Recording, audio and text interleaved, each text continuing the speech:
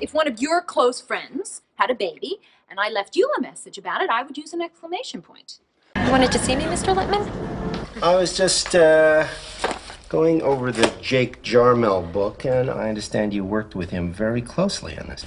Yes, yes, I did. And anyway, I was just reading your final edit, and there seems to be an inordinate number of exclamations. Well, I felt that the writing lacked a certain emotion and intensity. Ah. You know. It was a damp and chilly afternoon, so I decided to put on my sweatshirt. Right, well... You put an exclamation point after sweatshirt. That's correct. Well, yeah. I felt that the character doesn't like to be chilly, you see. I pulled the lever on the machine, but the Clark bar didn't come out.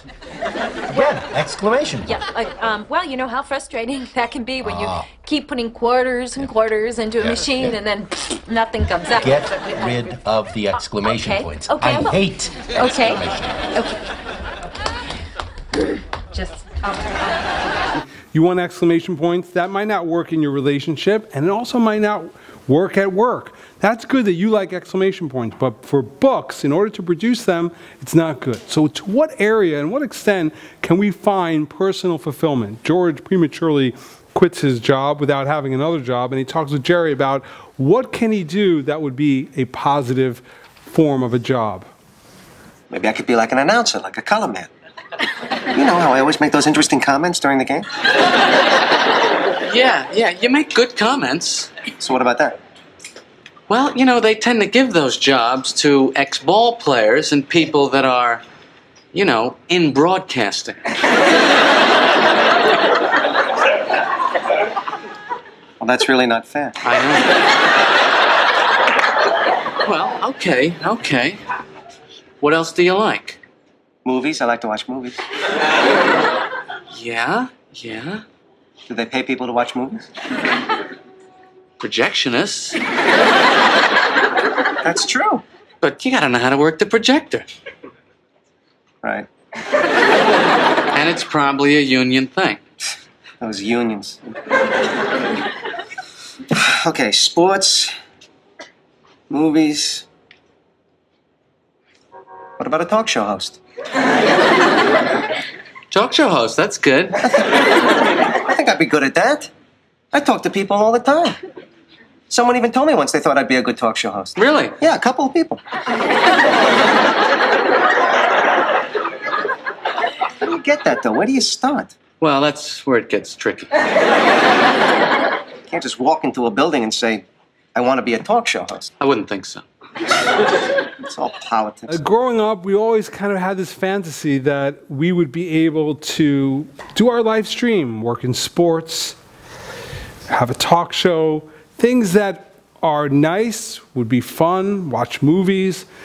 These are things that we all enjoy, but we get this shock in adulthood that nobody's going to pay you to be a sports announcer. Nobody's going to pay you to watch movies.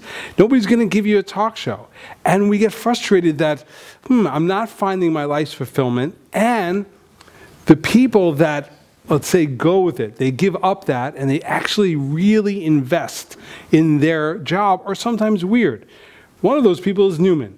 Newman is a mailman. I think a mailman is an unbelievable metaphor for a ridiculous job. And Kramer decides to quit mail, not just temporarily, and let's see Newman's reaction to that.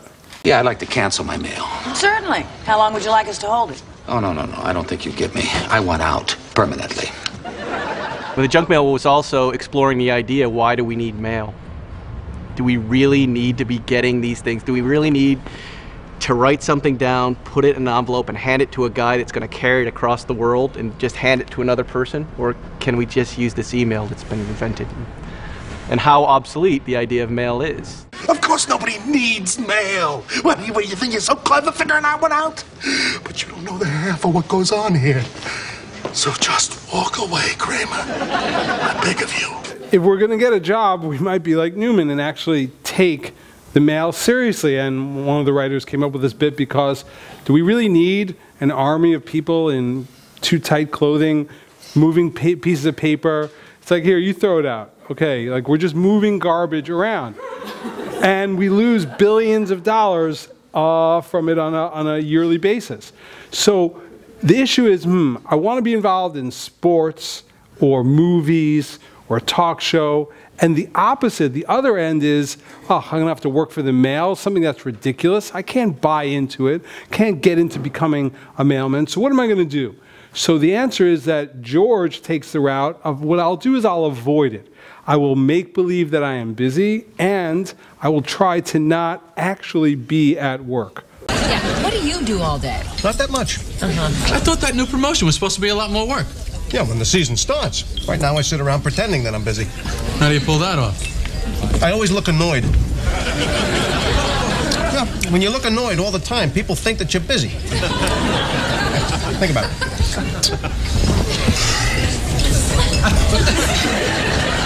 Yeah, you do. He looks very busy. I know what I'm doing. In fact, Mr. Wilhelm gave me one of those little stress dolls. All right, back to work.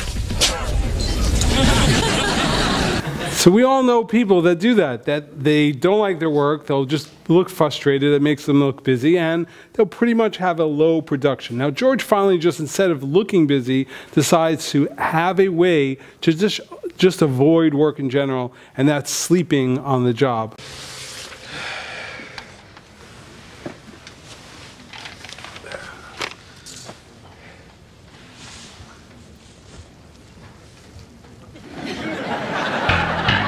Hey, Jerry.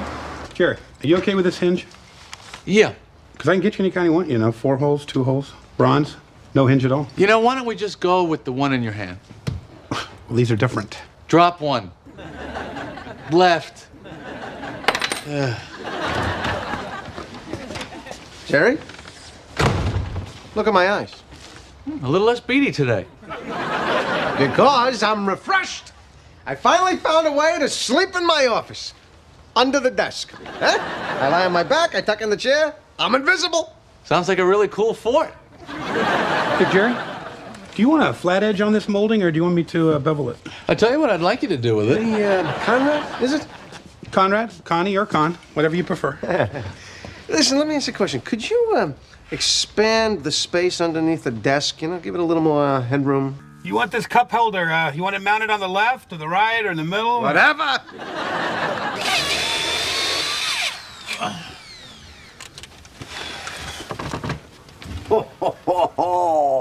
This is unbelievable! This is better than my bed at home. All right. It's been a long night. You go home and get some sleep. That's what you want? That's what I want.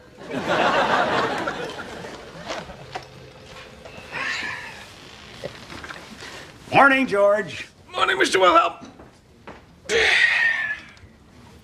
The carpenter is really into what he wants. You want this hinge or the other hinge? Jerry's like, okay, anyone. Well, they're different. Just drop one. You want it, should we do the flat? Listen, I don't care. You're into what you're doing. That's what's called flow, where you might not be making a lot of money, having deep fulfillment, but you're into it. But please, I really don't care. Just put whatever hinge you want. And George finds the ultimate solution that all of us do to a degree when we're at meetings in a mental way. We go to sleep. We check out. George's sleep desk is just a huge metaphor about how America deals with the disappointment that we were not able to have our life stream be fulfilled through work, so we choose instead to go to sleep. Now, on the opposite, let's say you actually have a job and you're embracing that realm. Well, Kramer gets a job, not a real job, but he thinks that he has a job, and he finds unbelievable benefit in that, in the change of his life. He winds up using a bathroom in an office, and from that lands himself a make-believe job.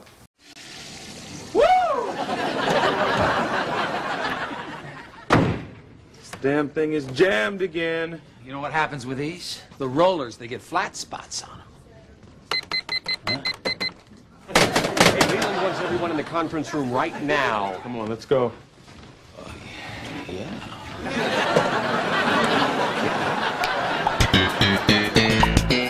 Good work today, K-Man. Well, you know what they say. You don't sell the steak, you sell the sizzle. In that case, make mine a double. I think the point is that oftentimes being hired is random. You're some guy's nephew, or you have this job, not really based on your skill level. And if you could talk a good talk, then you'll wind up doing it. Like, you don't sell the steak, you sell the sizzle. That means nothing. Like that has no meaning at all. But if you drop enough lines like that, you'll actually get away with it. And you'll have an empty calorie fake form of fulfillment in your job, as we see that Kramer now comes back and thinks that he's working.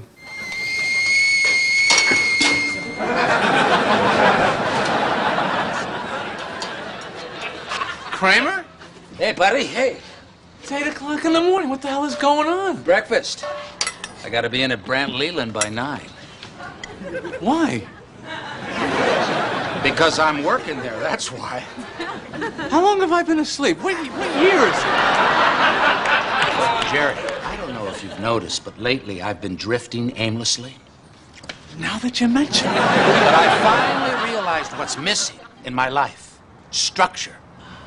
And at Brant Leland, I'm getting things done. And I love the people I'm working with. How much are they paying? No. I don't want any pay. I'm doing this just for me. Clearly. So, what do you do down there all day? TCB. You know, taking care of business. Yep, I gotta go. All right, I'll see you tonight. I might not sleep under my desk, and I have structure, and I love the people that I work with, but I might run a risk of getting so enamored by this structure and by the people that I work with that I will be sucked into a fantasy that's not true. And we know people that have gone from, they've avoided the sleep desk, now they've gone to the flow realm, they're in the zone, hey, I gotta work. And of course, they look down upon anybody in the building that doesn't exactly have the same type of job, and they over-exaggerate the stress of work. Wow, man. What a day. I use a drink. Tough day at the office? People kept coming in, and that phone just wouldn't stop. Well, we better get going if we're going to go to that 7 o'clock cold fusion. Yeah, well, count me out. I'm swimming in it. Old man Leland is busting my hump over these reports. If I don't get them done by 9, I'm toast.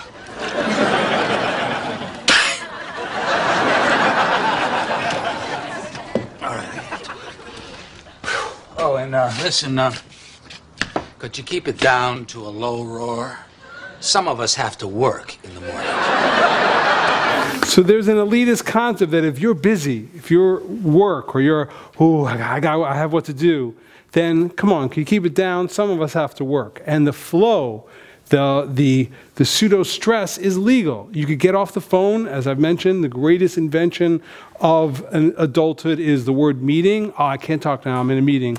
I'm in a meeting now. You're not really in a meeting, it's just a way of getting out of things. But the old man Leland needs the reports in. Oh, I got the stress. Keep it down. That's the fake reality of flow. Now, where does that, I think Kramer's just a metaphor of us in an exaggerated manner, where does that come in?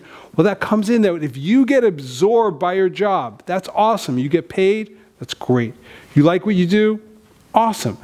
But the problem is, in the work-life balance, if you don't know when to stop, you can't pull the engine in reverse, then your obsession with work could affect your relationship. I think Seinfeld plays a great gag here where Jerry and Kramer live together and they take on a husband and wife type role in Kramer's new job. Check it out. So, Jillian's coming over later. I'm going to end it. Uh-huh. Those meaty paws. I feel like I'm dating George the Animal Steel. Yeah. Maybe I'll chain her to the refrigerator and sell tickets. That's nice. Kramer, put the paper down. You never listen to me anymore. We hardly even talk. Well, we're talking now, I see you for 20 lousy minutes in the morning. And then when you come home at night, you're always exhausted. We never do anything anymore. What are you starting with me for? You know this is my crazy time of year. It's your third day. I gotta go to work. We'll talk about this later. Well, call if you're gonna be late. Dad, what What's going on with you two? Oh, I don't want to talk about it. So this is the beautiful work-life balance that I think you guys struggle with, or we are all going to struggle with, which is, how does that affect your relationship at home? There is an ability, especially with a smartphone addiction, to always be checking your emails. One of the great and most important #1 commandment of the 10 Commandments of work-life balance is put down the phone. Yes, you may walk and talk, you may walk and text, you may walk and hold, but when you come home, put it away, because you're sending a message to your kids. I'm not here right now. You're sending a message to your spouse. I'm not here right now. We never talk. I only see you for 20 lousy minutes a day. Oh, we're losing our relationship. But the rationale in a capitalist country is, I'm losing the relationship, but I'm busy with work. I'm supporting. You can't use the I'm supporting. You can't use my work is crazy as an excuse to not connect. You can't live in this world without an emotional connection with someone. You can't live in this world if you're always working. Just like it's ridiculous to work and never to see the benefit of that work, it's also ridiculous to work for a life that you don't have. The #1 most important feature of creating a work-life balance is having a Google Earth picture and creating priority. And the priority, when you're strict with it, has risk involved. What if I don't answer that email right away? Maybe the customer will be upset. That's a risk. But if you don't have a life, if you don't have a spouse, if you don't have a reality, that's a huger risk. There's no way that it's such a conundrum that the only way you can ever actually survive in life is by being always on. Technology is great, but the downside of it is that it creates a dull roar, a low, constant, low-grade connectivity in which we're always working, that we're never on vacation, that we never take a break. One of the articles I posted mentions this book by William Powers called Hamlet's Blackberry, and in that he has a chapter called Internet Sabbath. It has nothing to do with being Jewish or being religious. He proposes that everyone from Friday night till Sunday night should just shut off their phone and not be attached. And he notices in his home with his wife and kids that they were not really connecting, but they were watching simultaneous. Hey, check this out. Hey, look at this picture. They just had a mutual spectation. They were just watching together. But he found at first it was tough, but they actually had interpersonal relationships with each other. So it's not just the hours, the guy who's a banker who sleeps in his office and works crazy hours. It's not just that. It's that when we are constantly connected, when we can't let go because we don't want to take that risk, we wind up losing something greater. And that is, what really matters is that the life that our work is hopefully providing. Jerry.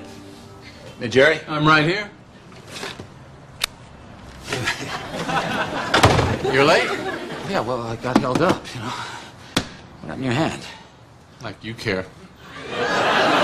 Work piled up, I lost track. Oh, sure, you and your work. Elaine's off in the bizarro world, George only calls when he wants something, and I'm left sitting here like this plate of cold chicken, which, by the way, was for two. But I ordered in, still effort. Oh, jeez. What's wrong? It's my stomach. You're probably getting an ulcer. This job is killing you. It's killing us.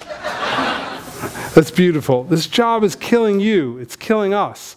And that really is a risk. This job is killing you. You might not have anybody in your life that's going to tell you that, but this job is killing you. If you're always on, if you always feel obligated, if you never rest, then that job is killing you in a carbon monoxide silent way, but it's still killing you.